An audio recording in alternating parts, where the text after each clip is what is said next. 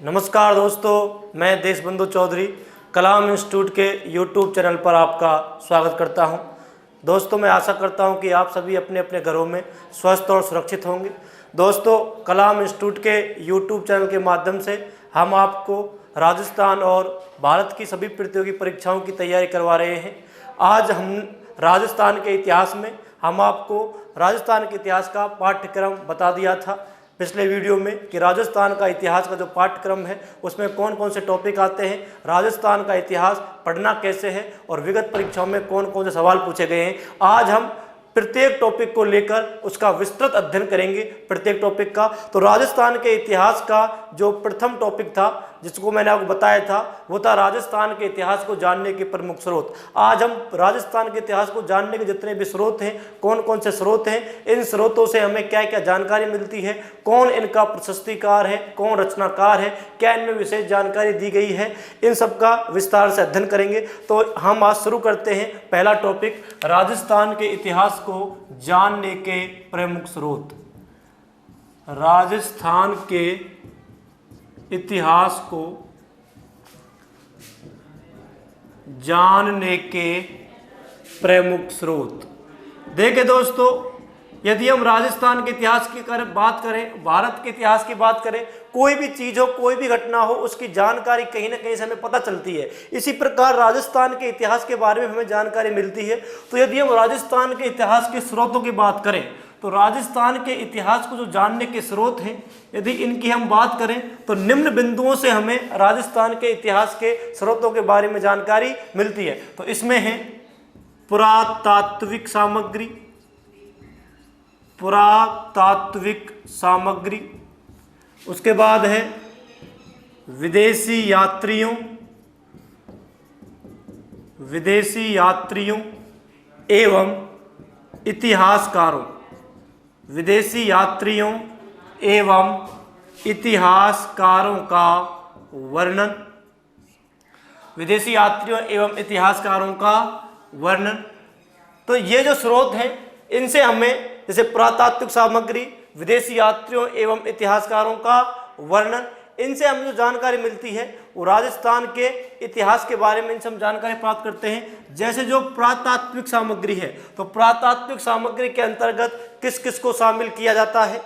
विदेशी यात्री जब यहाँ आए थे उन्होंने यात्राएं की थी तो हमारे इतिहास का उन्होंने अध्ययन किया था, जिसके आधार पर उन्होंने इतिहास के बारे में हमें जानकारी दी थी। तो यदि हम इसमें सबसे पहले पुरातात्विक सामग्री की बात करें तो पुरातात्विक सामग्री में जो स्रोत आते हैं उनमें सबसे पहले आते हैं अभिलेखों के अंतर्गत ही शामिल किया जाता है ताम्रलेख, इसी के अंतर्गत शामिल किया जाता है स्तंभलेख, इसी के अंतर्गत शामिल की जाती हैं प्रशस्ति, इसी के अंतर्गत शामिल किया जाता है गुहालेख, इसी के अंतर्गत शामिल किया जाता है शिलालेख। उसके बाद जानकारी मिलती है सिक्के, उसके बाद आती हैं मूर्तियां, उसके बाद आता है मृद भांड, उसके बाद आता है भवन एवं स्मारक। ये पुरातात्विक सामग्रियों के अंतर्गत इनको शामिल किया जाता है। अभिलेख, ताम्रलेख, स्तंभलेख, प्रशस्ति, गुहालेख और शिलालेख। उसके बाद सिक्के, मूर्तियां, मृद भांड, भवन, स्मारक, ये पुरातात्विक सामग्री है। उसके बाद दूसरा जो है विदेशी यात्रियों एवं इतिहासकारों का वर्णन। हमारे यहाँ जो विदेशी यात्री आए थे उन्होंने भी इतिहास के बारे में बहुत जानकारी उपलब्ध करवाई थी। जैसे राजस्थान के इतिहास का सबसे पहले जो वैज्ञानिक अध्ययन किया था वो कर्नल जेम्स टोड ने किया था। तो विदेशी यात्री एवं इतिहासकारों के में आ जाएंगे सबसे पहले colonel James Tod, Muhnot Nainsi, colonel James Tod, Muhnot Nainsi, doctor Gaurishankar Hiranand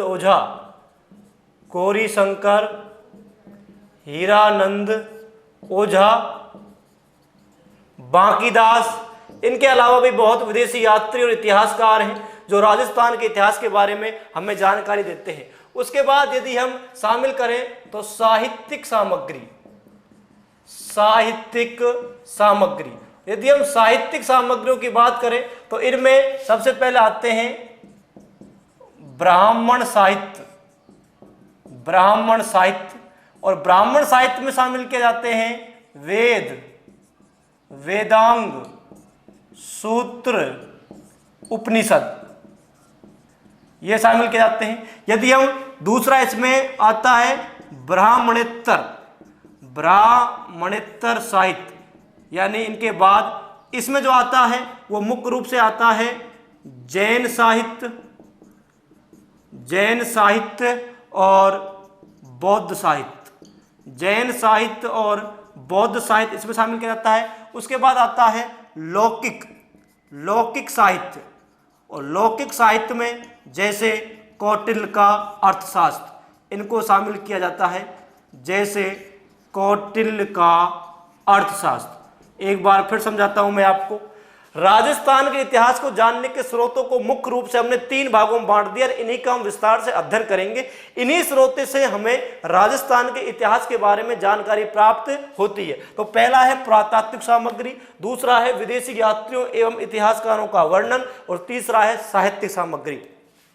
पुरातात्विक सामग्री में शामिल किए जाते हैं अभिलेख, ताम्रलेख, स्तंभलेख, प्रशस्ति, गुहालेख और शिलालेख। उसके बाद आते हैं सिक्के। किस शासक ने कौन कौन सिक्के चलाए, आपसे पूछ लेगा कि राजस्थान में कुषाण कालीन सिक्के कहाँ मिले, इंडो ग्रीक शासक कहाँ, इंडो ग्रीक सिक्के कहाँ मिले, मौर्य कालीन सिक्के कहाँ मिले। उसके बाद आती है मूर्तियां। मूर्तियों के बारे में हमें जानकारी मिलती है कि ये कितनी पुरानी है, उस समय कौन सा धर्म का प्रचलन था, सती प्रथा थी या नहीं थी, कर्मकांड होते थे कि नहीं होते थे, क्या क्या रीति रिवाज थे। उसके बाद मृद भांड, मृद भांडों की जो उम्र है, जिसका हम कार्बन रेडियो पद्धति से पता लगाते हैं कि ये कितना पुराना है। उस समय मृद भांड चित्रित होते थे, धूसर होते थे, कि कैसे मृद भांड होते थे, उसकी जानकारी मिलती है। और भवन एवं स्मारक जो हमें जानकारी देते हैं कि उस समय जो भवन थे वो कितने पुराने हैं। जैसे कई बार आपसे पूछा जाता है कि बहुमंजिला इमारतों के अवशेष कहाँ से प्राप्त हुए हैं, तो ये पुरातात्विक सामग्री है। उसके बाद विदेशी यात्री इतिहासकारों ने यहाँ अध्ययन किया है, यहाँ का उत्खनन किया है और उसके आधार पर जानकारियां निकाली हैं। जैसे इसमें colonel James Tod, Muhnot Nainsi, doctor Gauri Shankar Hiranand Ojha, कवि बांकीदास। उसके बाद आती है साहित्यिक सामग्री। साहित्यकारों ने जन्म लिया था और यहाँ साहित्यकारों ने साहित्यिक स्रोतों के आधार पर अपनी किताबें लिखी थी, जिससे हमें पता चलता है राजस्थान के इतिहास के बारे में। तो इसमें ब्राह्मण साहित्य, और ब्राह्मण साहित्य में हम वेद, वेदांग, सूत्र, उपनिषद, इनके आधार पर जानकारी प्राप्त करते हैं। ब्राह्मणेतर साहित्य, ब्राह्मणों के बाद जो साहित्य आया था, आपको पता होगा कि उत्तर वैदिक काल और पूर्व वैदिक काल के बाद 5वीं और 6वीं शताब्दी ईसा पूर्व में बौद्ध धर्म और जैन धर्म का बोलबाला था। तो उससे पता चलता है ये साहित्यिक सामग्री के रूप में इसका हम इस्तेमाल करते हैं। उसके बाद लौकिक साहित्य, जैसे कौटिल्य, और कौटिल्य ने एक किताब लिखी थी अर्थशास्त्र, और ये राजनीति विज्ञान पर आधारित है। तो इन सब स्रोतों से हमें राजस्थान के इतिहास के बारे में जानकारी मिलती है। अब यदि हम इनका अध्ययन करें विस्तार से, तो हम सबसे पहले पढ़ेंगे पुरातात्विक सामग्री। पुरातात्विक सामग्री में आते हैं अभिलेख, सिक्के, ताम्रलेख, गुहालेख, स्तंभलेख, इन सब का विस्तार से हम अध्ययन करेंगे। तो देखिए दोस्तों, यदि हम पुरातात्विक सामग्री की बात करें तो पुरातात्विक सामग्री का मतलब है जो उत्खनन से प्राप्त हुई है, जो खुदाई में जो सामग्रियां मिली हैं, जैसे अभिलेख मिले हैं, सिक्के मिले हैं, मृद भांड मिले हैं, इनसे हमें राजस्थान के इतिहास के बारे में जानकारी मिलती है। तो पुरातात्विक सामग्री, तो पुरातात्विक सामग्री में सबसे महत्वपूर्ण होते हैं अभिलेख, सबसे महत्वपूर्ण होते हैं अभिलेख। अभिलेखों के बाद आता है सिक्के, इसी में होते हैं ताम्रलेख, गुहालेख, प्रशस्ति। तो यदि हम पुरातात्विक सामग्री की बात करें तो देखिए दोस्तों, जो पुरातात्विक स्रोत होते हैं, इन पुरातात्विक स्रोतों के आधार पर ही हमें इतिहास के बारे में जानकारी मिलती है। तो पुरातात्विक सामग्री या पुरातात्विक स्रोतों के उत्खनन का, इनके संरक्षण का, इनके भंडारण का जो विभाग काम करता है वो है आर्कियोलॉजिकल सर्वे ऑफ इंडिया, भारतीय पुरातत्व सर्वेक्षण विभाग। भारतीय पुरातत्व सर्वेक्षण विभाग, भारतीय पुरातत्व सर्वेक्षण विभाग, ASI, archaeological survey of India. कई बार आप समाचार पत्रों में पढ़ते होंगे कि कालीबंगा में या रोपड़ में इतना पुराना हमें जीवाश्म मिला है जिससे उस समय की सामाजिक आर्थिक स्थिति का पता चलता है। तो जो पुरातात्विक स्रोतों के अध्ययन का उत्खनन का जो काम करता है वो करता है भारतीय पुरातात्विक सर्वेक्षण विभाग। और भारतीय पुरातात्विक सर्वेक्षण विभाग की स्थापना हुई थी 1861 ईस्वी में, और जिनके नेतृत्व में हुई थी उनका नाम था अलेक्जेंडर कनिंघम। अलेक्जेंडर कनिंघम के नेतृत्व में भारतीय पुरातात्विक सर्वेक्षण विभाग आर्कियोलॉजिकल सर्वे ऑफ इंडिया की स्थापना 1861 ईस्वी में हुई थी। इसे ही बाद में 1902 ईस्वी में भारतीय पुरातात्विक सर्वेक्षण विभाग के महानिदेशक सर जॉन मार्शल, 1902 में इसे सर जॉन मार्शल के नेतृत्व में पुनर्गठित किया गया। इसे पुनर्गठित किया गया था 1902 में सर जॉन मार्शल के नेतृत्व में। तो यहां तक आपको जानकारी पता होना चाहिए कि भारतीय पुरातात्विक सर्वेक्षण विभाग का जो कार्य है वो पुरातात्विक स्रोतों के बारे में जानकारी, इनका अध्ययन करना, इनका सर्वेक्षण करना। इसकी जो स्थापना हुई है वो 1861 में हुई है और अलेक्जेंडर कनिंघम के नेतृत्व में हुई है, और इसे 1902 में सर जॉन मार्शल द्वारा पुनर्गठित किया गया। यदि हम राजस्थान की बात करते हैं तो राजस्थान में जो पुरातात्विक सर्वेक्षण विभाग की स्थापना हुई है ये हुई है 1871 ईस्वी में। राजस्थान में 1871 ईस्वी में पुरातात्विक सर्वेक्षण विभाग की स्थापना हुई है। और राजस्थान का जो पुरातात्विक सर्वेक्षण विभाग है ये राजस्थान में पुरातात्विक जितनी भी सामग्री मिलती है उनका अध्ययन करता है। तो 1871 ईस्वी में इसकी स्थापना हुई थी, और जिनके नेतृत्व में हुई थी उनका नाम था ACL कार्लाइल। ACL कार्लाइल के नेतृत्व में 1871 ईस्वी में राजस्थान में पुरातात्विक सर्वेक्षण विभाग की स्थापना हुई थी। और ये सवाल जो पशु कंपाउंडर का पेपर होता है LSA पशुधन सहायक, उसमें पूछा गया 2017 में जो पेपर हुआ था कि राजस्थान में सर्वप्रथम पुरातात्विक सर्वेक्षण का कार्य किसके नेतृत्व में किया गया था।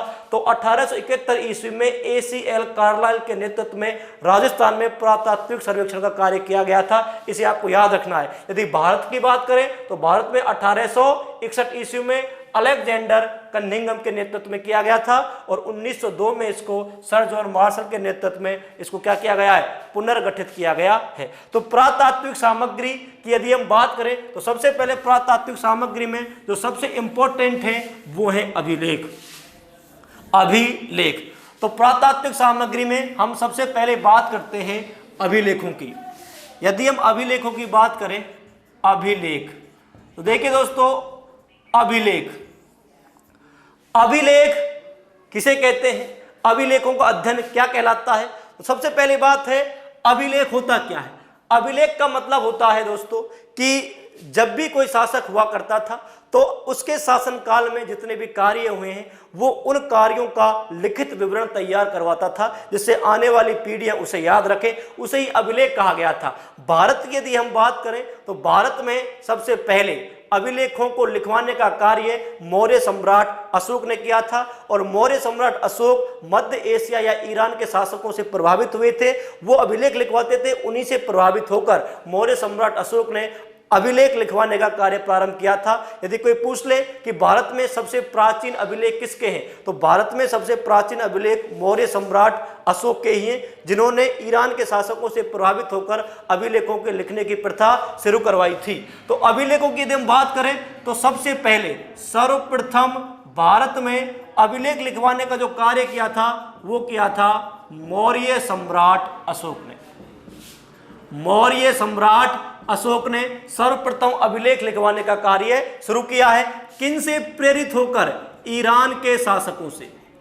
ईरान के शासकों से प्रेरित होकर, ईरान के शासकों से प्रेरित होकर सबसे पहले अभिलेख लिखवाने का कार्य शुरू किया है मौर्य सम्राट अशोक ने। और मौर्य सम्राट अशोक के ही जो अभिलेख हैं वो भारत के सबसे प्राचीनतम अभिलेख, भारत के सबसे प्राचीनतम अभिलेख किसके माने जाएंगे? मौर्य सम्राट अशोक के माने जाएंगे। ये सबसे प्राचीनतम अभिलेख हैं भारत के। और सबसे पहले अभिलेख लिखवाने की प्रथा मौर्य सम्राट अशोक ने ही शुरू की थी, ईरान के शासकों से प्रभावित होकर, इनसे प्रेरित होकर। तो यदि हम बात करें कि अशोक के अभिलेखों पर लेखन का कार्य किसने किया था और अशोक के अभिलेखों को सबसे पहले पढ़ा किसने था, तो दो बात है कि अशोक के अभिलेख सबसे पहले पढ़ा किसने था और इन पर लेखन का कार्य किसने किया। ये विभिन्न प्रतियोगी परीक्षाओं में बार बार पूछा जाने वाला सवाल है। ये आईएएस में पूछा गया था एक बार कि अशोक के अभिलेखों को सर्वप्रथम किसने पढ़ा था। तो अशोक के अभिलेखों को सबसे पहले पढ़ा था जेम्स प्रिंसेप ने। याद रखना इंपॉर्टेंट है, अशोक के अभिलेखों को सबसे पहले पढ़ा था जेम्स प्रिंसेप ने। उसके बाद अशोक के अभिलेखों को लिखा किसने था, लेखन का कार्य किसने किया था, और लेखन का कार्य किया था चापड़ ने। तो दो सवाल है यहां से, दोनों इंपॉर्टेंट हैं कि पढ़ा था जेम्स प्रिंसेप ने और लेखन का कार्य किया है चापड़ ने। अशोक के अभिलेखों की भाषा, यदि हम अशोक के अभिलेखों की भाषा की बात करें तो इनकी भाषा प्राकृत या मागधी है।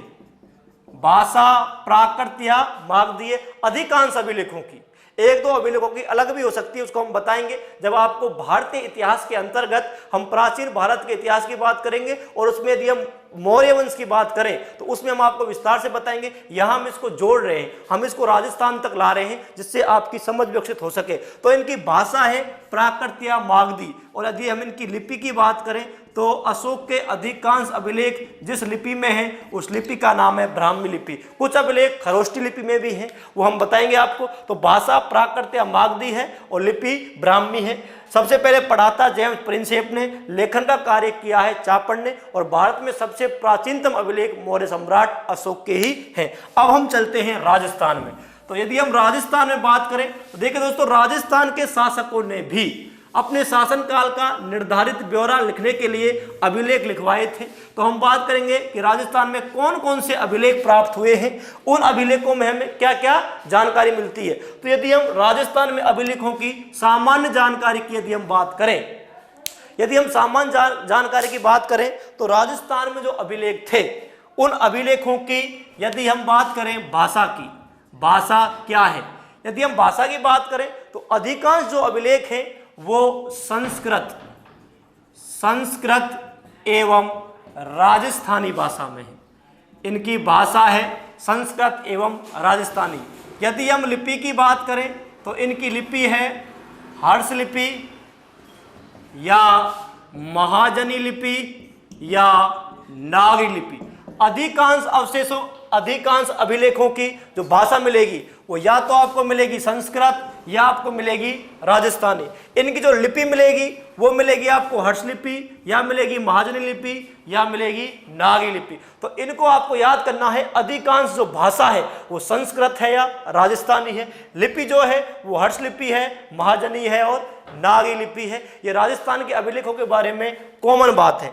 अभिलेखों में आप एक अभिलेख शब्द पढ़ोगे, आप एक आप पढ़ोगे शिलालेख, एक आप पढ़ोगे स्तंभलेख, एक आप पढ़ोगे प्रशस्ति।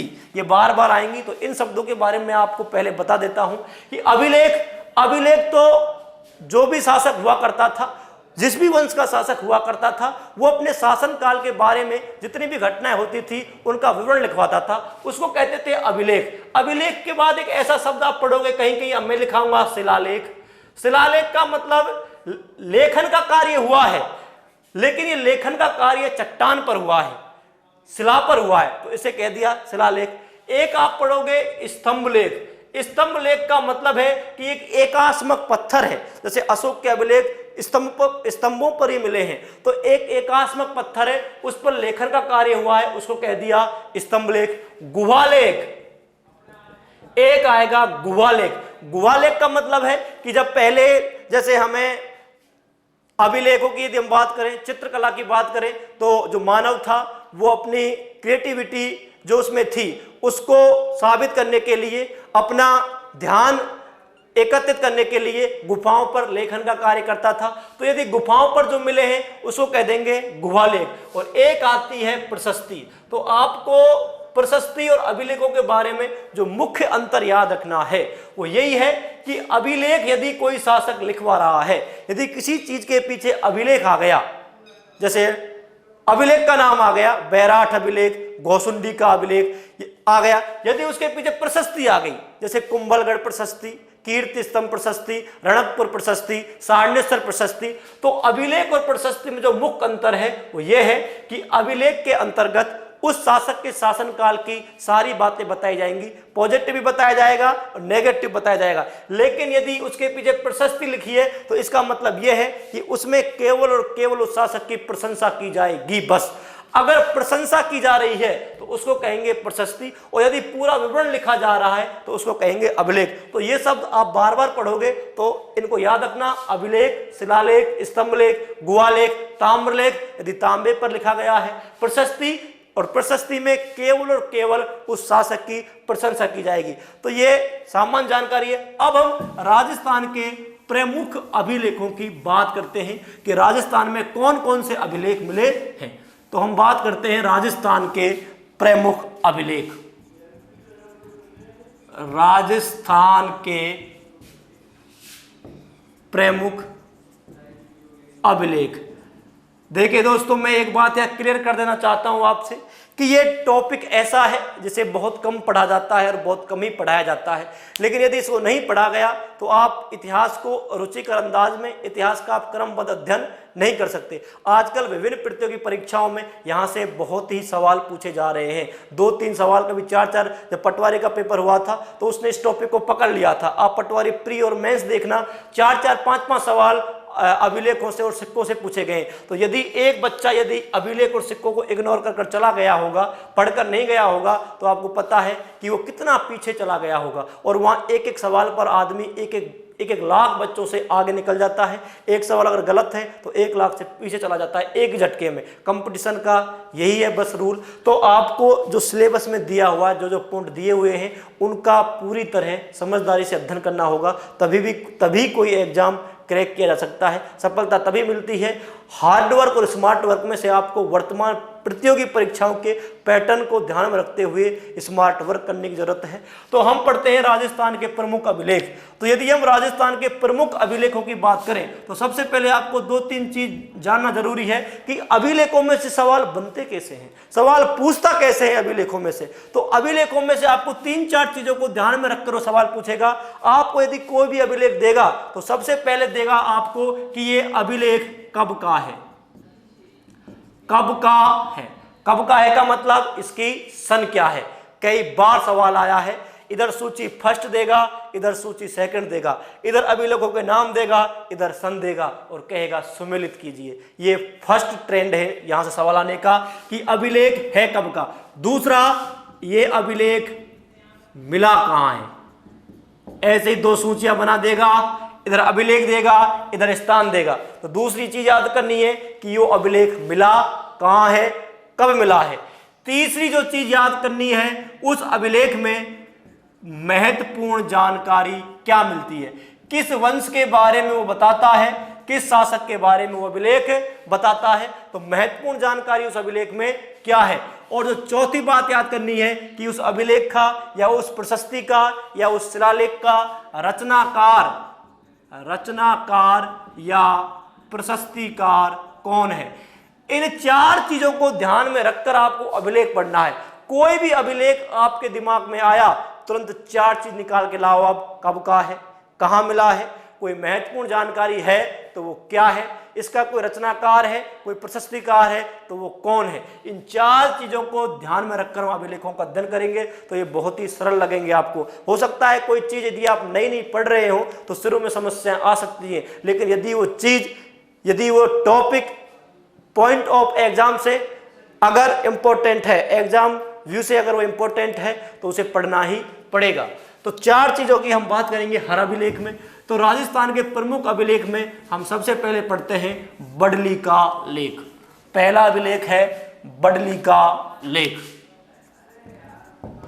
बडली का लेख। तो पहली बात वही, बडली का लेख मिला कहां है। तो बडली का लेख मिला है बडली गांव। बडली गांव है अजमेर में। यह मिला था डॉक्टर गौरीशंकर हीरानंद ओझा। डॉक्टर गौरीशंकर हीरानंद ओझा को मिला था। और कहाँ मिला था? भीलौत माता के मंदिर में। भीलौत माता के मंदिर में। तो पहला सवाल, बडली का लेख कहाँ मिला है? बडली गांव अजमेर में। किसने खोजा है? डॉक्टर गौरीशंकर हीरानंद ओझा ने। कहां से खोजा है? भीलोत माता के मंदिर से। उसके बाद कब मिला है? तो ये मिला है 443 ईसा पूर्व में। कब मिला है? 443 ईसा पूर्व में। और यही अभिलेख राजस्थान का सबसे प्राचीनतम अभिलेख है। इंपॉर्टेंट है, राजस्थान का सबसे प्राचीनतम अभिलेख। तो सीधा पूछेगा निम्न में से राजस्थान के सबसे प्राचीनतम अभिलेख को छांटिए। तो कौन सा है? बडली का लेख। कब मिला है? 443 ईसा पूर्व में। और यही राजस्थान का सबसे प्राचीनतम अभिलेख है। बडली गांव अजमेर में डॉक्टर गौरीशंकर हीरानंद ओझा ने इसको भीलोत माता के मंदिर से खोजा था। यह राजस्थान का सबसे प्राचीनतम अभिलेख है। यदि हम इसकी भाषा की बात करें तो भाषा कौन सी होगी? अधिकांश अभिलेखों की भाषा संस्कृत मिलेगी आपको। ठीक है, तो भाषा कौन सी है इसकी? यदि हम भाषा की बात करें तो भाषा है संस्कृत। अब हम बात करें कि वर्तमान में यह अभिलेख कहां सुरक्षित है। तो वर्तमान में यह अभिलेख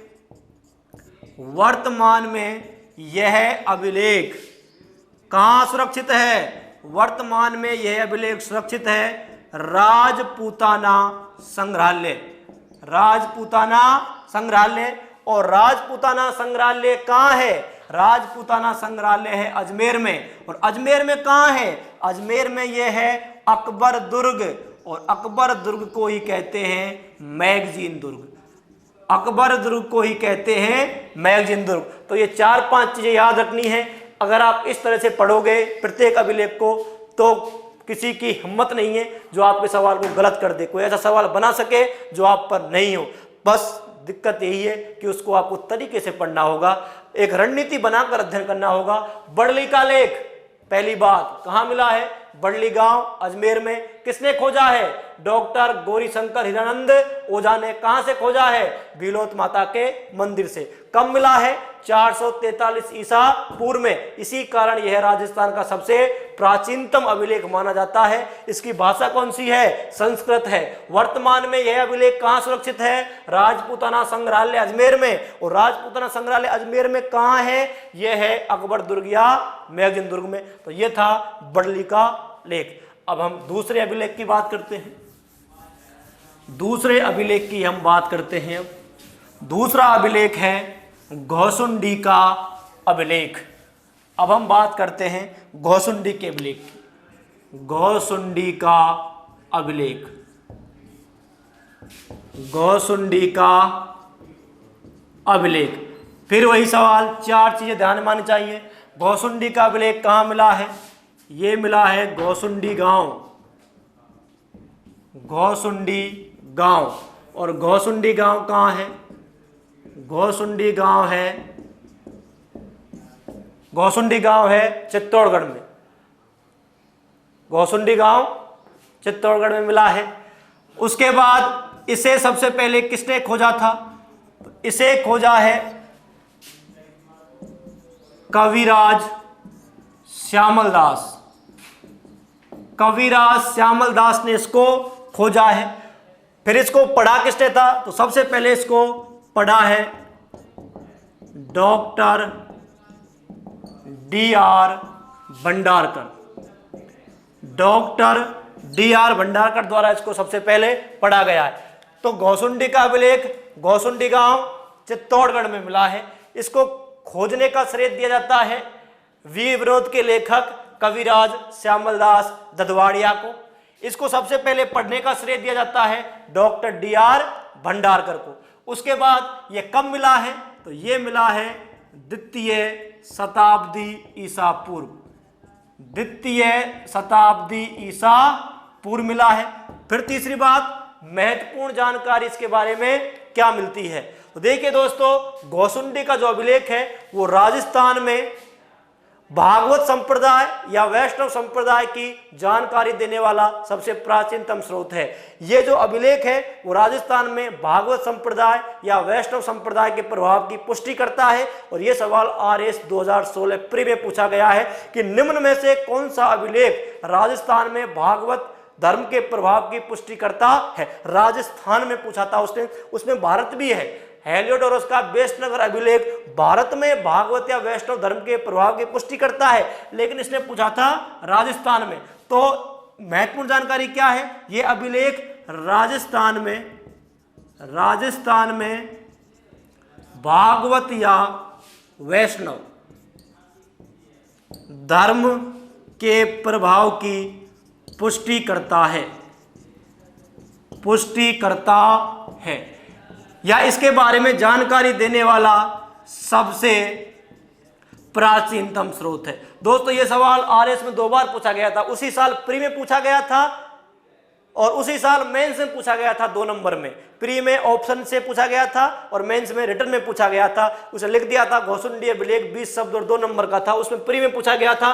तो इसमें जो महत्वपूर्ण जानकारी मिलती है वो ये है कि यह अभिलेख राजस्थान में भागवत या वैष्णव धर्म के प्रभाव की पुष्टि करता है और यह भागवत या वैष्णव धर्म के बारे में जानकारी देने वाला सबसे प्राचीनतम अभिलेख है, जो मिला है घोसुंडी गांव चित्तौड़गढ़ में। इसको खोजा गया था कविराज श्यामल दास ददवाड़िया के द्वारा और सबसे पहले इसको पढ़ा गया था डॉक्टर डी.आर. भंडारकर के द्वारा। ये जो महत्वपूर्ण जानकारी देता है वो राजस्थान में भागवत या वैष्णव धर्म के प्रभाव की पुष्टि करता है। इसके बाद यदि हम बात करते हैं अब अगले अभिलेख की, तो जो अगला अभिलेख है वो है मौर्य शासक अशोक के अभिलेख कि मौर्य शासक अशोक के अभिलेख राजस्थान में कहां कहां मिले थे। तो अब हम बात करते हैं अशोक के अभिलेख। अशोक के अभिलेख, अशोक के अभिलेख। तो राजस्थान में यदि हम अशोक के अभिलेखों की बात करें तो राजस्थान में अशोक के अभिलेख मिले हैं हमको विराटनगर या बैराठ, और विराटनगर या बैराठ है जयपुर में।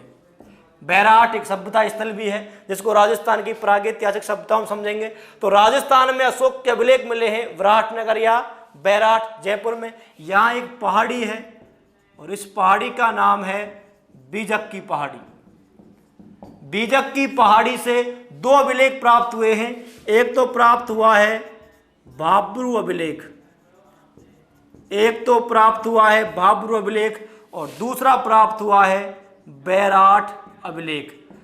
तो राजस्थान से मौर्य सम्राट अशोक के 2 अभिलेख प्राप्त हुए हैं, बाबरू अभिलेख और बैराठ अभिलेख। अब हम बात करते हैं बाबरू अभिलेख की कि बाबरू अभिलेख के बारे में क्या क्या जानकारी मिलती है। जो बाबरू अभिलेख है, इस बाबरू अभिलेख को 1837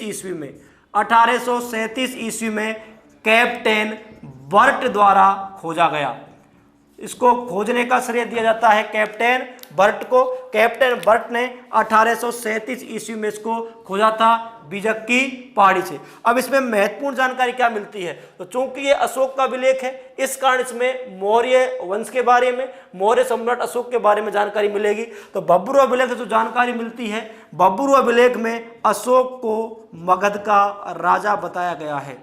पहली बात, अशोक को मगध का राजा, अशोक को मगध का राजा बताया गया है, पहली बात। उसके बाद है जो बौद्ध धर्म है, बौद्ध धर्म के त्रिरत्न हैं और उन त्रिरत्नों को कहा जाता है बुद्ध, धम्म और संघ।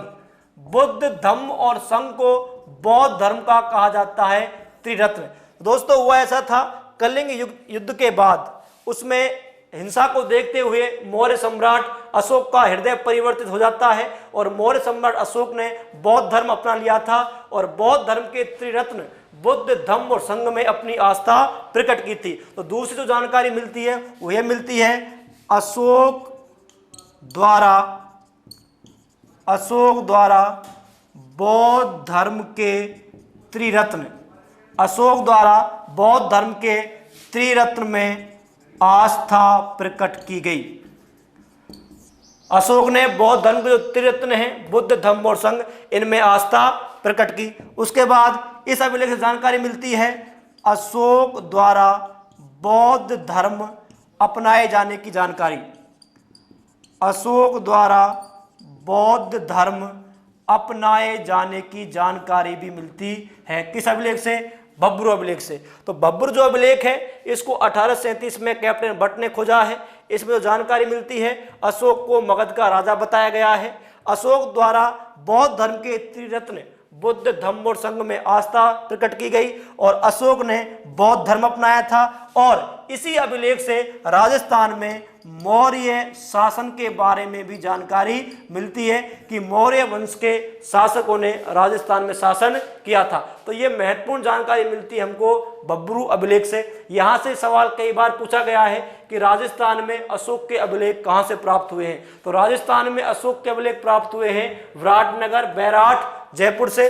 इनमें इंपॉर्टेंट है भाब्रू अभिलेख। भाब्रू अभिलेख 1837 ईस्वी में कैप्टन भट्ट द्वारा खोजा गया है, जिसमें जो जानकारी मिलती है वो पहली यह है, इसमें अशोक को मगध का राजा बताया गया है। दूसरी यह है, अशोक द्वारा बौद्ध धर्म के त्रिरत्न में आस्था प्रकट की गई। तीसरा, अशोक ने बौद्ध धर्म अपनाया था। और चौथा, राजस्थान में मौर्य वंश का शासन था। इसके बाद है बैराठ अभिलेख। बैराठ अभिलेख को खोजा गया था कार्लाइल द्वारा 1877-78 ईस्वी में इसको खोजा गया था कार्लाइल द्वारा। तो ये है राजस्थान में अशोक के अभिलेख। दो अभिलेख हैं, पहला है भब्रू अभिलेख और दूसरा है बैराठ अभिलेख, जो मिले हैं विराटनगर या बैराठ, जयपुर से। कई बार यहाँ से सवाल पूछे गए हैं, प्रत्येक लाइन से एक सवाल बनता है, तो इसको आपको ध्यान से पढ़ना है। उसके बाद हम अगले अभिलेख की बात करते हैं कि राजस्थान में अगला अभिलेख कौन सा मिला था। तो आगे हम बात करते हैं अगले अभिलेख की, बसंतगढ़ का अभिलेख। बसंतगढ़ का अभिलेख। तो बसंतगढ़ के अभिलेख के बारे में बात करेंगे, कब मिला था, कहाँ मिला था, कोई महत्वपूर्ण बात क्या है। तो बसंतगढ़ का अभिलेख मिला था बसंतगढ़ सिरोही। बसंतगढ़ सिरोही में मिला था। यहाँ एक मंदिर है, खीमल माता या सीमल माता। खीमल माता या सीमल माता के मंदिर में उत्कीर्ण है और बसंतगढ़ सिरोही में मिला है। कब का है? यह है 625 ईस्वी का। दो महत्वपूर्ण जानकारी, बसंतगढ़ अभिलेख खीमल माता या सीमल माता के मंदिर बसंतगढ़ सिरोही से प्राप्त हुआ है और यह 625 ईस्वी का है। फिर हम बात करते हैं कि इस अभिलेख में महत्वपूर्ण जानकारियां कौन कौन सी हैं। तो बसंतगढ़ अभिलेख से प्राचीन राजस्थान में सामंत प्रथा की जानकारी मिलती है। इंपॉर्टेंट है, प्राचीन राजस्थान में सामंत प्रथा की जानकारी देने वाला अभिलेख है बसंतगढ़ अभिलेख। दूसरी महत्वपूर्ण जानकारी मिलती है कि देखिए दोस्तों, राजस्थान भूभाग के लिए निम्न शब्दों का प्रयोग किया गया था, जैसे राजस्थान, रजवाड़ा, राजपूताना, इन शब्दों का प्रयोग किया गया था। तो सबसे पहले राजस्थान के लिए राजस्थान शब्द का जो प्रयोग किया गया था, राजस्थान शब्द का सबसे पहले लिखित जो प्रमाण मिला था वो मिला है बसंतगढ़ अभिलेख में। और इस अभिलेख में राजस्थान के लिए राजस्थानादित्य, इंपॉर्टेंट है, राजस्थान के लिए राजस्थानादित्य शब्द का प्रयोग किया गया है। तो राजस्थान शब्द का सबसे प्राचीन जो लिखित प्रमाण है जिसमें राजस्थान के लिए राजस्थान शब्द का प्रयोग हुआ है, वो जानकारी मिलती है हमको बसंतगढ़ अभिलेख से। बसंतगढ़ अभिलेख से जानकारी मिलती है और इसमें राजस्थान के लिए राजस्थानादित्य शब्द का प्रयोग किया गया है। अगली महत्वपूर्ण जानकारी, बसंतगढ़ अभिलेख में अर्बुदांचल, जो आबू पर्वत है इसके आसपास का क्षेत्र है अर्बुदांचल, और अर्बुदांचल का शासक था रज्जिल। अर्बुदांचल के शासक थे रज्जिल। तो अर्बुदांचल के शासक रज्जिल और इनके उत्तराधिकारियों के बारे में जानकारी मिलती है बसंतगढ़ अभिलेख से। रज्जिल और इनके उत्तराधिकारियों के बारे में जानकारी मिलती है। तो यह है बसंतगढ़ अभिलेख जो बसंतगढ़ सिरोही से प्राप्त हुआ है। खीमल माता या सीमल माता के मंदिर पर यह उत्कीर्ण है और 625 ईस्वी में मिला है। इस अभिलेख में तीन महत्वपूर्ण जानकारियां मिलती हैं। प्राचीन राजस्थान में सामंत प्रथा की जानकारी मिलती है और इसमें राजस्थान के लिए राजस्थानादित्य शब्द का प्रयोग किया गया है, और इस अभिलेख में अर्बुदांचल के शासक रज्जिल और उनके उत्तराधिकारियों के बारे में जानकारी मिलती है। अगला हम अभिलेख की बात करते हैं। जो अगला जो अभिलेख है वो अभिलेख है सांभोली का शिलालेख। सांभोली का शिलालेख, सांभोली का शिलालेख, सांभोली का शिलालेख। दोस्तों आप इनको ध्यान से पढ़ना, आप अपनी नोटबुक में इनको उतार भी सकते हैं, क्योंकि यहाँ से सवाल आ रहे हैं। विभिन्न प्रतियोगी परीक्षाओं जो ट्रेंड है उनके आधार पर हमने देखा है कि यहाँ सवाल पूछे जा रहे हैं, इसलिए ये टॉपिक इंपॉर्टेंट है। तो अगला अभिलेख है सांभोली, और सांभोली का शिलालेख हमें मिला है 646 ईस्वी में, 646 ईस्वी मिला है, और ये मिला है भौमट, और भौमट है उदयपुर में, भौमट उदयपुर से मिला है सांभोली का शिलालेख 646 ईस्वी में। और इस शिलालेख में जो महत्वपूर्ण जानकारी मिलती है, इस शिलालेख में एक शासक हैं गुहिल वंश के शासक शिलादित्य, गुहिल वंश के शासक शिलादित्य। गुहिल वंश आपको पता होगा मेवाड़ में गुहिल या सिसोदिया वंश था, तो गुहिल वंश के शासक शिलादित्य के बारे में जानकारी मिलती है। और इस समय मेवाड़ की आर्थिक, राजनीतिक, धार्मिक और साहित्यिक उपलब्धियों के बारे में भी जानकारी मिलती है इस शिलालेख से। तो आप ध्यान रखना कि जो सांभोली का शिलालेख है ये 646 ईस्वी में भौमट उदयपुर से प्राप्त हुआ है। इसमें मेवाड़ के गुहिल वंश के शासक शिलादित्य के बारे में जानकारी मिलती है, तथा उस समय मेवाड़ की आर्थिक, राजनीतिक, धार्मिक, सांस्कृतिक एवं साहित्यिक उपलब्धियों का वर्णन मिलता है सांभोली के शिलालेख में। इसके बाद अगला शिलालेख है अपराजित। अगले शिलालेख की हम बात करते हैं अपराजित का शिलालेख, अपराजित का शिलालेख, अपराजित का शिलालेख। अपराजित का शिलालेख मिला है नागदा, सास बहू का मंदिर नागदा में स्थित है। तो नागदा उदयपुर से प्राप्त हुआ है अपराजित का शिलालेख। ये प्राप्त हुआ है 661 ईस्वी में। मैंने आपको बता रहा हूं, हर बार बता रहा हूं कि कहां मिला है, कब मिला है, महत्वपूर्ण जानकारी क्या है, यहीं से ही सवाल पूछे जाएंगे। तो हर अभिलेख में, हर शिलालेख में, हर प्रशस्ति में इन 3-4 आयामों को आपको याद रखना होगा। तो अपराजित का शिलालेख मिला है नागदा उदयपुर में, कब मिला है 661 ईस्वी में, और इसमें भी मेवाड़ के गुहिल वंश के बारे में जानकारी मिलती है, मेवाड़ के गुहिल वंश के बारे में जानकारी। और महत्वपूर्ण रूप से जिस शासक के बारे में जानकारी मिलती है उस शासक का नाम है अपराजित, उस शासक का नाम है अपराजित।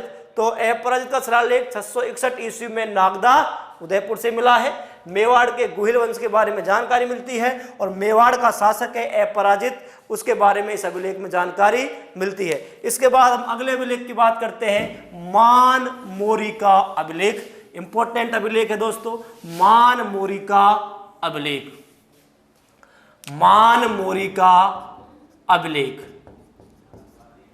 मानमोरी का अभिलेख।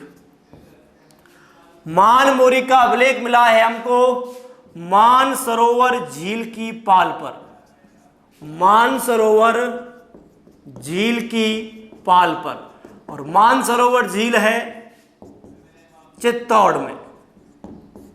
तो मानसरोवर झील की पाल पर मिला है चित्तौड़ में। कब मिला है? ये मिला है 713 ईस्वी में। दो महत्वपूर्ण जानकारी, मानमोरी का अभिलेख मानसरोवर झील की पाल पर चित्तौड़ मिला है और 713 ईस्वी में मिला है। फिर हम पढ़ेंगे इसका रचयिता, इसकी रचना की किसने की थी? तो इसका रचयिता था पुष्य। उसके बाद हम बात करेंगे इसका उत्कीर्णकर्ता। तो इसका उत्कीर्णकर्ता था शिलादित्य। तो रचनाकार या प्रशस्तिकार थे पुष्य। उत्कीर्णकर्ता जिसने इसको उत्कीर्ण किया है उनका नाम है शिलादित्य। उसके बाद हम बात करते हैं इस अभिलेख के बारे में महत्वपूर्ण जानकारियों की। तो ध्यान रखना, मानमोरी के अभिलेख का दूसरा नाम है शंकरघट्टा। तो ध्यान रखना, इसे शंकर घट्टा अभिलेख भी कहते हैं। पूछ लेगा निम्न में से कौन सा अभिलेख शंकर घट्टा अभिलेख भी कहलाता है, तो मान मौर्य का अभिलेख ही शंकर घट्टा अभिलेख कहलाता है। यदि हम मान मौर्य के अभिलेख की महत्वपूर्ण बातों की बात करें तो मान मौर्य के अभिलेख में हमें निम्न जानकारी मिलती है, जैसे इस अभिलेख में अमृत मंथन का उल्लेख किया गया है। अमृत मंथन का उल्लेख किया गया है मान मौर्य अभिलेख में। उसके बाद दूसरी जो महत्वपूर्ण जानकारी है कि एक बार कर्नल जेम्स टोड जब इंग्लैंड जा रहे थे, कर्नल जेम्स टोड जब इंग्लैंड जा रहे थे तो अपने साथ इस अभिलेख को ले जा रहे थे, लेकिन ये अभिलेख भारी था। इस कारण, भारी होने के कारण इसे समुद्र में फेंक दिया। तो कर्नल जेम्स टोड ने भारी होने के कारण, कर्नल जेम्स टोड ने भारी होने के कारण इसे समुद्र में फेंक दिया। तो आपको याद रखना होगा कि किस अभिलेख को कर्नल जेम्स टोड ने समुद्र में फेंका था। तो यह है मान मौर्य का अभिलेख जो मानसरोवर झील की पाल पर चित्तौड़ में 713 ईस्वी में प्राप्त हुआ है। इसे शंकर घट्टा अभिलेख भी कहा जाता है। इसके रचयिता पुष्य हैं, इसके उत्कीर्णकर्ता शिलादित्य हैं। इसमें अमृत मंथन का उल्लेख मिलता है और कर्नल जेम्स टोड ने भारी होने के कारण जब वे इंग्लैंड जा रहे थे तो इसको समुद्र में फेंक कर चले गए थे। यह है मान मौर्य का अभिलेख। अगले अभिलेख की हम बात करते हैं कंसुआ। कंसुआ का अभिलेख, कंसुआ का अभिलेख मिला है कोटा में और ये मिला है 738 ईस्वी में। अगला है कंसुआ, कंसुआ का अभिलेख। कंसुआ का अभिलेख मिला है कंसुआ और कंसुआ है कोटा में। कब मिला है? 738 ईस्वी में। इसमें महत्वपूर्ण जानकारी क्या मिलती है? तो इसमें मौर्य वंशी शासक, मौर्य वंशी शासक राजा धवल, मौर्य वंशी शासक राजा धवल के बारे में जानकारी मिलती है। मौर्य वंशी शासक राजा धवल के बारे में जानकारी मिलती है किस अभिलेख में? कंसुआ अभिलेख में। तो याद रखना 3 इंपॉर्टेंट चीज हैं। कंसुआ का अभिलेख कंसुआ कोटा में प्राप्त हुआ है, 738 ईस्वी में प्राप्त हुआ है। महत्वपूर्ण जानकारी क्या मिलती है इसमें? मौर्य वंशी शासक राजा धवल के बारे में जानकारी मिलती है कंसुआ अभिलेख में। इसके बाद हम अगले अभिलेख की बात करते हैं घटियाला। देखिए दोस्तों, 2 अभिलेख हैं और दोनों अभिलेखों को हमें तुलनात्मक रूप से पढ़ना होगा। पहला है घटियाला, घटियाला का शिलालेख, घटियाला का शिलालेख और दूसरा है ओसियां, ओसियां का शिलालेख। दोस्तों, घटियाला का शिलालेख ये प्राप्त हुआ है जोधपुर से। ओसियां का शिलालेख ये भी प्राप्त हुआ है जोधपुर से। दोस्तों, ये प्राप्त हुआ है 861 ईस्वी में, ये प्राप्त हुआ है 956 ईस्वी में। इसके जो रचयिता हैं उनका नाम है मग। इसके जो उत्कीर्णकर्ता हैं उनका नाम है कृष्णेश्वर और इनके उत्कीर्णकर्ता और रचयिता के बारे में साक्ष्य उपलब्ध नहीं है। तो दोनों में कॉमन बात है, दोनों जोधपुर से मिले हैं। ये 861 ईस्वी मिला है, ये 956 में मिला है। इसके रचयिता हैं मग और इसके उत्कीर्णकर्ता हैं कृष्णेश्वर। आपको पता होगा, हम आपको पढ़ाएंगे कि मैंने आपको बताया था सिलेबस जब मैं अध्ययन करा रहा था कि जब गुरु वशिष्ठ आहु पर्वत पर यज्ञ कर रहे थे तो उन्होंने 4 योद्धाओं को जन्म दिया था, गुर्जर, प्रतिहार, परमार, चालुक्य और चौहान। तो यहाँ गुर्जर प्रतिहार शासकों ने शासक किया था और इनके शासक थे, एक का नाम था रोहिलधी, गुर्जर प्रतिहार शासक थे रोहिलधी जिनका वास्तविक नाम है हरिश्चंद्र, और एक थे कुक्कुक, ये गुर्जर प्रतिहार शासक हैं। ये आया हुआ सवाल है कि रोहिलधी किसे कहा जाता है, तो हरिश्चंद्र को ही रोहिलधी कहा जाता है और ये गुर्जर प्रतिहार शासक थे। तो घटियाला शिलालेख में गुर्जर प्रतिहार वंश के शासक रोहिल्दी या हरिश्चंद्र और कुक के बारे में जानकारी मिलती है। अब देखिए इसमें इन दोनों अभिलेखों में जो इंपॉर्टेंट जानकारी मिलती है वो ये है कि एक प्रथा चली थी दोस्तों, उसका नाम था वर्ण विभाजन, जिसने हमारे समाज को ब्राह्मण, क्षत्रिय, वैश्य, शूद्र में बांट दिया था। तो वर्ण विभाजन का राजस्थान के संदर्भ में यदि बात करें तो वर्ण विभाजन का सबसे पहले प्रमाण जिस अभिलेख में मिला है वो है घटियाला। तो सर्वप्रथम प्रमाण वर्ण विभाजन का सर्वप्रथम प्रमाण मिला है घटियाला शिलालेख में, कि इसके प्रारंभिक अंश दिखाई दिए थे कि राजस्थान में घटियाला शिलालेख ये जानकारी देता है कि वर्ण विभाजन की प्रवृत्ति विद्यमान थी। और ओसिया का अभिलेख 956 ईस्वी के आते आते राजस्थान में जो वर्ण विभाजन था वो हमारे समाज में पूर्ण रूप से दिखाई देता है और हमारा समाज 4 भागों में बट गया था, ब्राह्मण, क्षत्रिय, वैश्य और शूद्र। तो याद रखना होगा प्रारंभिक प्रमाण वर्ण विभाजन का मिलता है घटियाला शिलालेख में। वर्ण विभाजन की प्रवृत्ति पूरी तरह विद्यमान थी, इसकी जानकारी मिलती है ओसिया के शिलालेख में। इन दोनों शिलालेखों का आपको तुलनात्मक अध्ययन करना होगा, घटियाला का और ओसिया का। उसके बाद हम अगले शिलालेख की बात करते हैं, वो है सारणेश्वर प्रशस्ति। सारणेश्वर प्रशस्ति, तो प्रशस्ति मैंने आपको बताया था कि अभिलेख और प्रशस्ति में यह अंतर है कि अभिलेख में उस शासक के बारे में सारी जानकारियां लिखी जाती हैं, लेकिन प्रशस्ति के बारे में केवल उस शासक की प्रशंसा की जाएगी। तो अगली हम बात करते हैं सारणेश्वर प्रशस्ति। सारणेश्वर प्रशस्ति, और सारणेश्वर प्रशस्ति जो है ये उदयपुर में एक शिवालय है सारणेश्वर शिवालय उदयपुर में ये लगी हुई है। सारणेश्वर प्रशस्ति सारणेश्वर शिवालय उदयपुर में लगी हुई है और ये प्राप्त हुई है आहड़ से। आहड़ सभ्यता स्थल भी है जिसको हम प्रागैतिहासिक सभ्यताओं में पढ़ेंगे विस्तार से। तो आहड़ में सारणेश्वर शिवालय से प्राप्त हुई है सारणेश्वर प्रशस्ति, और ये प्राप्त हुई थी 953 ईस्वी में। तो दो महत्वपूर्ण जानकारी, सारणेश्वर शिवालय जो उदयपुर के जो पास का क्षेत्र है आहड़, यहाँ एक शमशान था, उस शमशान में स्थित है सारणेश्वर शिवालय, उससे मिली है सारणेश्वर प्रशस्ति 953 ईस्वी में।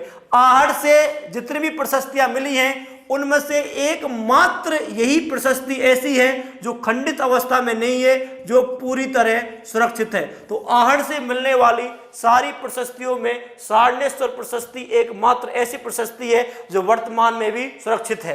तो उदयपुर में मिली है, सारणेश्वर शिवालय से मिली है, और ये आहड़ से मिलने वाली एकमात्र प्रशस्ति ऐसी है जो आज भी सुरक्षित है। उसके बाद बात करते हैं कि सारणेश्वर प्रशस्ति में महत्वपूर्ण जानकारी क्या मिलती है। तो जो सारणेश्वर प्रशस्ति है ये मेवाड़ के गुहिल वंश से संबंधित है। मेवाड़ के गुहिल वंश से संबंधित है, और मेवाड़ का जो शासक था अल्लट, मेवाड़ के शासक अल्लट के बारे में और इसके उत्तराधिकारियों के बारे में जानकारी देने वाली प्रशस्ति है आहड़ प्रशस्ति। तो ध्यान रखना, जो सारणेश्वर प्रशस्ति है ये मेवाड़ के गुहिल वंश के शासकों के बारे में जानकारी देती है, और मुख्य रूप से अल्लट के बारे में और इनके उत्तराधिकारियों के बारे में जानकारी देती है। जो आहड़ में एक शमशान था और वहीं सारणेश्वर शिवालय स्थित है, वहां से प्राप्त हुई है सारणेश्वर प्रशस्ति। इसके बाद हम बात करते हैं अगली प्रशस्ति की, और अगली प्रशस्ति है हर्षनाथ प्रशस्ति। हर्षनाथ प्रशस्ति प्राप्त हुई है हर्ष पहाड़ी सीकर से। अगली हम बात करते हैं हर्षनाथ प्रशस्ति। हर्षनाथ प्रशस्ति प्राप्त हुई है हर्ष मंदिर सीकर। हर्ष मंदिर सीकर से प्राप्त हुई है हर्षनाथ प्रशस्ति। कब प्राप्त हुई है? यह प्राप्त हुई है 973 ईस्वी। कई किताबों में आपको मिलेगा 975 ईस्वी, दोनों सही है, ऑप्शन के हिसाब से देखना होगा, दोनों ऑप्शन एक साथ नहीं आएंगे। 973 और 975 के मध्य प्राप्त हुई थी, मुख्य रूप से इसके बारे में जानकारी नहीं है, इन्हीं दो सन के बीच प्राप्त हुई थी। तो हर्षनाथ प्रशस्ति हर्ष मंदिर सीकर से प्राप्त हुई है 973 और 975 ईस्वी के आसपास। अब देखिए इसमें जानकारी क्या मिलती है, तो आपको पता होगा इस क्षेत्र में चौहानों का शासक था। तो चौहान वंश से संबंधित जानकारी मिलेगी, सीधी सी बात है। तो चौहान वंश से संबंधित जानकारी, हर्ष प्रशस्ति में चौहान वंश से संबंधित जानकारी मिलती है। उस समय जो चौहान वंश था उसकी आर्थिक, सामाजिक, सांस्कृतिक, राजनीतिक उपलब्धियों के बारे में जानकारी देती है हर्षनाथ प्रशस्ति। देखिए दोस्तों, इस प्रशस्ति से एक बार सवाल पूछा गया था, कॉलेज लेक्चर 2014 की वो भर्ती थी, लेकिन 2016 में उसका पेपर हुआ था। उसमें एक सवाल पूछा गया था कि पाशुपत संप्रदाय से संबंधित, संप्रदाय में हम विस्तार से पढ़ेंगे। एक संप्रदाय है पाशुपत संप्रदाय, कापालिक संप्रदाय, उनको हम पढ़ेंगे। तो पाशुपत संप्रदाय, और पाशुपत संप्रदाय में एक प्रथा है गुरु विश्वरूप। गुरु विश्वरूप को जिस संप्रदाय में माना जाता है वो संप्रदाय है पाशुपत संप्रदाय। देखिए दोस्तों, ये जो पेपर जो होते हैं राजस्थान के जितने भी first grade, second grade, third grade, patwari, constable, RS, college lecture, assistant professor, इनमें सवाल एक दूसरे में कन्वर्ट होते हैं। उसका उठाकर वहां रख देते हैं, उसका उठाकर वहां रख देते हैं। तो आपको याद रखना होगा, जो भी टॉपिक आप पढ़ रहे हो उस टॉपिक से संबंधित जितने भी सवाल पूछे गए हैं विभिन्न प्रतियोगी परीक्षाओं में, वो कौन कौन से पूछे गए वो आपके याद होने चाहिए। मैं आपको एक एक, जब टॉपिक पूरा हो जाएगा तो सारे सवालों को कराऊंगा। तो वो सवाल पूछा गया था कि निम्न में से किस प्रशस्ति में पाशुपत संप्रदाय से संबंधित गुरु विश्वरूप का उल्लेख मिलता है। तो वो प्रशस्ति है हर्षनाथ प्रशस्ति, जिसमें पाशुपत संप्रदाय से संबंधित गुरु विश्वरूप का उल्लेख मिलता है, और यह चौहान वंश से संबंधित जानकारी देती हर्षनाथ प्रशस्ति। कब प्राप्त हुई है? यह प्राप्त हुई है 973 ईस्वी। कई किताबों में आपको मिलेगा 975 ईस्वी, दोनों सही है। ऑप्शन के हिसाब से देखना होगा, दोनों ऑप्शन एक साथ नहीं आएंगे। 973 और 975 के मध्य प्राप्त हुई थी। मुख्य रूप से इसके बारे में जानकारी नहीं है, इन्हीं दो सन के बीच प्राप्त हुई थी। तो हर्षनाथ प्रशस्ति हर्ष मंदिर सीकर से प्राप्त हुई है 973 और 975 ईस्वी के आसपास। अब देखिए इसमें जानकारी क्या मिलती है, तो आपको पता होगा इस क्षेत्र में चौहानों का शासक था, तो चौहान वंश से संबंधित जानकारी मिलेगी, सीधी सी बात है। तो चौहान वंश से संबंधित जानकारी, हर्ष प्रशस्ति में चौहान वंश से संबंधित जानकारी मिलती है। उस समय जो चौहान वंश था उसकी आर्थिक, सामाजिक, सांस्कृतिक, राजनीतिक उपलब्धियों के बारे में जानकारी देती है हर्षनाथ प्रशस्ति। देखिए दोस्तों, इस प्रशस्ति से एक बार सवाल पूछा गया था, कॉलेज लेक्चर 2014 की वो भर्ती थी, लेकिन 2016 में उसका पेपर हुआ था। उसमें एक सवाल पूछा गया था कि पाशुपत संप्रदाय से संबंधित, संप्रदाय में हम विस्तार से पढ़ेंगे। एक संप्रदाय है पाशुपत संप्रदाय, कापालिक संप्रदाय, उनको हम पढ़ेंगे। तो पाशुपत संप्रदाय, और पाशुपत संप्रदाय में एक प्रथा है गुरु विश्वरूप। गुरु विश्वरूप को जिस संप्रदाय में माना जाता है वो संप्रदाय है पाशुपत संप्रदाय। देखिए दोस्तों, ये जो पेपर जो होते हैं राजस्थान के जितने भी first grade, second grade, third grade, patwari, constable, RS, college lecture, assistant professor, इनमें सवाल एक दूसरे में कन्वर्ट होते हैं। उसका उठाकर वहां रख देते हैं, उसका उठाकर वहां रख देते हैं। तो आपको याद रखना होगा, जो भी टॉपिक आप पढ़ रहे हो उस टॉपिक से संबंधित जितने भी सवाल पूछे गए हैं विभिन्न प्रतियोगी परीक्षाओं में, वो कौन कौन से पूछे गए वो आपके याद होने चाहिए। मैं आपको एक एक, जब टॉपिक पूरा हो जाएगा तो सारे सवालों को कराऊंगा। तो वो सवाल पूछा गया था कि निम्न में से किस प्रशस्ति में पाशुपत संप्रदाय से संबंधित गुरु विश्वरूप का उल्लेख मिलता है। तो वो प्रशस्ति है हर्षनाथ प्रशस्ति, जिसमें पाशुपत संप्रदाय से संबंधित गुरु विश्वरूप का उल्लेख मिलता है, और यह चौहान वंश से संबंधित जानकारी देती। हर्षनाथ प्रशस्ति के बाद अगला है किराडू का अभिलेख। किराडू का अभिलेख, किराडू का अभिलेख प्राप्त हुआ है किराडू में, और किराडू स्थित है बाड़मेर में। पहली बात। दूसरी बात, कब मिला है? ये मिला है 1161 ईस्वी में। उसके बाद इसमें महत्वपूर्ण जानकारी क्या मिलती है? तो किराडू के अभिलेख में यदि हम महत्वपूर्ण जानकारी की बात करें तो मैंने आपको जब सिलेबस बताया था उसका ब्रीफ जब मैंने आपको अध्ययन कराया था तो मैंने आपको बताया था कि 7वीं शताब्दी से और 12वीं शताब्दी के मध्य का जो काल है इसको राजपूत युग कहते हैं।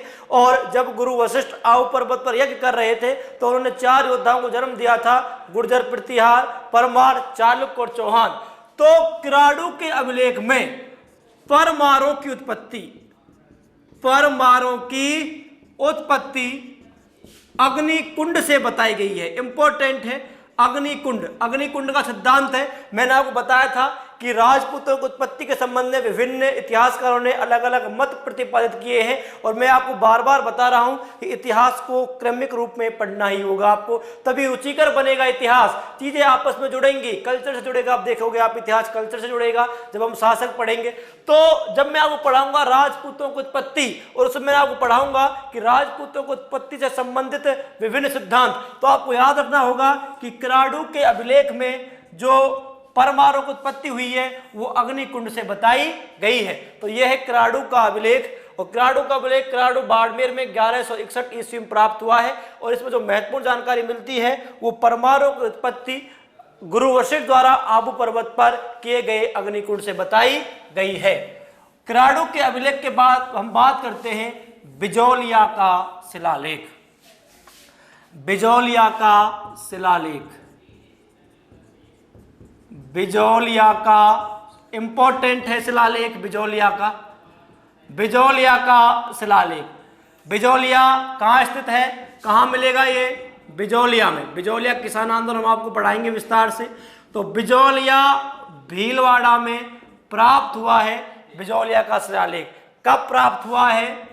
1170 ईस्वी में प्राप्त हुआ है बिजौलिया भीलवाड़ा से। उसके बाद हम पढ़ेंगे इसके रचनाकार, इसके रचयिता। तो इसके रचयिता हैं गुणभद्र। इसके रचयिता बताया गया है किसको? गुणभद्र इसके रचयिता हैं। उसके बाद इसको उत्कीर्ण करवाया था, उनका नाम था जैन श्रावक लोलाक। जैन श्रावक लोलाक द्वारा इसको उत्कीर्ण करवाया था। और उत्कीर्ण किसने किया है इसको? उत्कीर्ण किसने किया है? यदि हम बात करें तो उत्कीर्ण इसको किया है कायस्थ केशव ने। कायस्थ केशव ने इसको उत्कीर्ण किया है। तो सामान्य जानकारी बिजौलिया भीलवाड़ा से प्राप्त हुआ है, 1170 ईस्वी में प्राप्त हुआ है। इसके रचयिता हैं गुणभद्र। इसको उत्कीर्ण करवाया था जैन श्रावक लोलाक ने, और इसके उत्कीर्ण करता थे कायस्थ केशव। उसके बाद हम बात करते हैं कि बिजौलिया अभिलेख के बारे में कौन कौन सी महत्वपूर्ण जानकारियां प्राप्त हुई है। तो महत्वपूर्ण जानकारियों की यदि हम बात करें तो बिजौलिया शिलालेख में सांभर व अजमेर के चौहानों के बारे में जानकारी मिलती है। पहली बात, सांभर एवं अजमेर के चौहानों के बारे में जानकारी। दूसरी बात है इसमें चौहानों की उत्पत्ति वत्स गोत्रीय ब्राह्मणों से बताई गई है। चौहानों की उत्पत्ति वत्स गोत्रीय ब्राह्मणों से बताई गई है। मैं आपको बताऊंगा राजपूतों की उत्पत्ति के सिद्धांत। तो यह सवाल पूछा गया है कि चौहानों की उत्पत्ति वत्स गोत्रीय ब्राह्मणों से किस अभिलेख में बताई गई है। तो बिजौलिया शिलालेख हमें जानकारी देता है कि सांभर एवं अजमेर के चौहानों की जो उत्पत्ति हुई थी यह वत्स गोत्रीय ब्राह्मणों से हुई थी। तो सवाल पूछा जाएगा कि वत्स गोत्रीय ब्राह्मणों से चौहानों की उत्पत्ति किस अभिलेख में बताई गई है? तो बिजौलिया शिलालेख में बताई गई है। अगली जानकारी की बात करें तो बिजौलिया शिलालेख में बिजौलिया और उसके आसपास के क्षेत्रों को उत्माद्री कहा गया है। उत्माद्री कहा गया है बिजौलिया और उसके आसपास के क्षेत्रों को। इसके बाद बिजौलिया शिलालेख में अगली जानकारी मिलती है। आपको पता होगा कि कुछ क्षेत्र हैं जिनके नाम पहले अलग थे आज अलग है, जैसे भीनमाल, जालौर, दिल्ली, ये अलग अलग नाम थे। तो इन नामों के बारे में भी जानकारी मिलती है बिजौलिया के शिलालेख से। बिजौलिया का शिलालेख बहुत ही इंपॉर्टेंट है, जिसको जैन श्रावक लोलाक ने उत्कीर्ण करवाया था। इसके रचयिता गुणभद्र हैं और कायस्थ केशव ने इसको उत्कीर्ण किया है। ये बिजौलिया भीलवाड़ा से 1170 ईस्वी मिला है। महत्वपूर्ण जानकारी सांभर और अजमेर के चौहान वंश के बारे में मिलती है, और इसमें सांभर और अजमेर के चौहानों की उत्पत्ति को वत्स गोत्रीय ब्राह्मणों से बताया गया है। ये पटवारी में पूछा गया है। इसके अलावा भी कई प्रतियोगी परीक्षाओं में ये सवाल पूछा गया है। राजस्थान में जितनी विभिन्न प्रतियोगी परीक्षाएं होती हैं, जैसे first grade, second grade, third grade, इनके जो सवाल हैं वो आपस में लिंक होते हैं। थर्ड ग्रेड का सवाल पटवारी में आ जाएगा, आरएच का सवाल कांस्टेबल में आ सकता है, फर्स्ट ग्रेड में आ सकता है, कॉलेज लेक्चर में आ सकता है। तो बिजौलिया शिलालेख के बारे में ये महत्वपूर्ण जानकारियां हैं। उसके बाद हम अगले शिलालेख की बात करते हैं, वो है चीरवा का शिलालेख। चीरवा का शिलालेख, चीरवा का शिलालेख मिला है चीरवा गांव उदयपुर में। चीरवा का शिलालेख, चीरवा का शिलालेख। चीरवा के शिलालेख के बारे में बात करते हैं। चीरवा का शिलालेख मिला कहाँ है? चीरवा का शिलालेख मिला है चीरवा गांव, और चीरवा गांव है उदयपुर में। कब मिला है? ये मिला है 1273 ईस्वी में मिला है। इसके रचयिता कौन थे?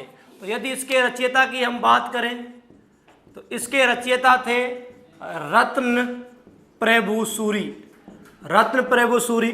उसके बाद इनके शिल्पी, यदि शिल्पी की बात करें तो इसके शिल्पी थे देलहन। यदि इसकी भाषा की बात करें, मैंने आपको बताया था अधिकांश अभिलेखों की भाषा कौन सी मिलेगी? संस्कृत। तो इसकी भाषा है संस्कृत। इसमें जो महत्वपूर्ण जानकारी मिलती है वो महत्वपूर्ण जानकारी है सती प्रथा। सती प्रथा के बारे में सबसे पहले जानकारी देने वाला जो अभिलेख है वो है चीरवा शिलालेख। एक अभिलेख और है सारण का अभिलेख। सारण का अभिलेख सुदत पाली 1580 में प्राप्त हुआ था। उसमें भी सती प्रथा के बारे में जानकारी मिलती है, लेकिन सबसे पहले राजस्थान में सती प्रथा के बारे में जानकारी जिस अभिलेख में मिलती है वह है चीरवा का शिलालेख। अब ये सवाल ऐसे कि ऐसे पटवारी मेंस 2016 में पूछा गया है। यहीं से ही उसने सवाल बनाया था कि चीरवा के शिलालेख के बारे में निम्न कथनों पर विचार कीजिए। 4 कथन दिए थे। पहला था यह चीरवा गांव उदयपुर में 1273 मिला था, सही है कथन। दूसरा था इसके रचयिता रत्न प्रभु सूरी एवं इसकी भाषा संस्कृत थी, ये कथन में सही है। तीसरा था इसके शिल्पी देलहन थे, और चौथा कथन था कि इसमें अग्निकुंड से उत्पन्न राजपूतों के बारे में जानकारी मिलती है, वो गलत था। तो यहाँ से सवाल बना दिया था। तो यह है चीरवा का शिलालेख। इसके बाद राजस्थान के अन्य शिलालेख हैं। इन शिलालेखों के बारे में आप एक बार इनको पढ़ना, इनका अध्ययन करना। उसके बाद जो अन्य शिलालेख बच गए हैं उनको हम आपको अगले वीडियो में पढ़ाएंगे। धन्यवाद।